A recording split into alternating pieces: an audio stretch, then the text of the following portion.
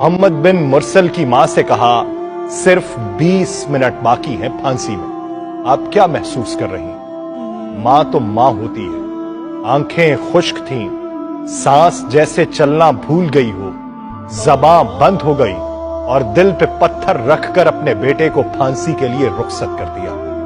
क्या मंजर था। और मोहम्मद बिन मुरसल को फांसी दे दी गई। 20 सितंबर 2023 को नजरान में नौजवान मोहम्मद बिन मुरसल सऊदी अरब के शहर नजरान के रहने वाले थे। मामूली सी तलखी के बायस उनके हाथ से उनके एक कजन का कत्ल हुआ। उनको जेल हो गई। जेल में कुछ अरसा गुजारने के बाद अदालत ने कसास में उनकी गर्दन उड़ाने का हुक्म सुना दिया। अलबत्ता शरई तौर पर मकतूल के वरसा के पास दियत लेने या फी सबीलिल्लाह माफ करने का इख्तियार भी था। मोहम्मद बिन मुरसल के कबीले आले रिज़्क के बच्चों, बुजुर्गों और नौजवानों ने यह फैसला किया कि मकतूल के कबीले आले सुंबह के सामने माफी की दरखास्त रखी जाएगी। वो चाहे तो दियत ले लें, वो चाहे तो माफ कर दें। यह दरखास्त रखने का जो अंदाज था ये इतना मुनफरिद था, ये इतनी आजिज़ी और फरियाद लिए था कि पूरे अरब मीडिया का ये मौजू बन गया। मोहम्मद बिन मुरसल के कबीले के छोटे बड़े बुजुर्ग बच्चे सब मकतूल के दरवाजे पे पहुंच गए। मकतूल के वरसा को बुलाया गया।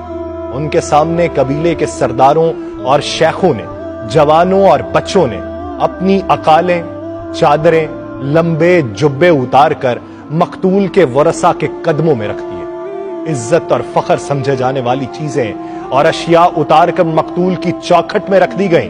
अपनी चादरों से घुटनों को बांधकर जमीन पर लेट गए। अपने सरों पर मट्टी डाली। शायरों ने मुआफी पर कसीदे लिखे।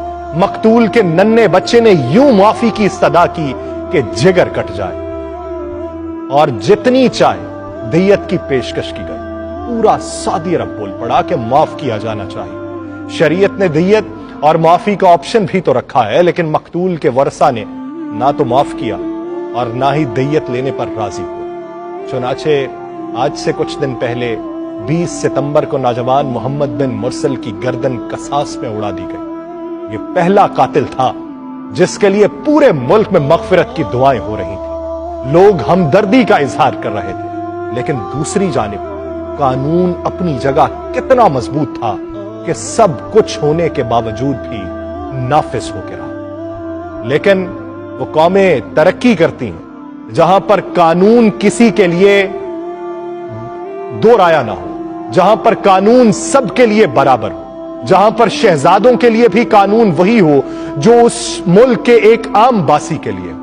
तो वो कौमें तरक्की करती हैं, तो तरक्की करने के लिए कानून को नाफिज करना पड़ता है, तफरीक को खत्म करना पड़ता है। जब तफरीक खत्म नहीं होगी तब कोई कौम आगे नहीं बढ़ सकती, तब रेवड़ कौम में तब्दील नहीं हो सकता।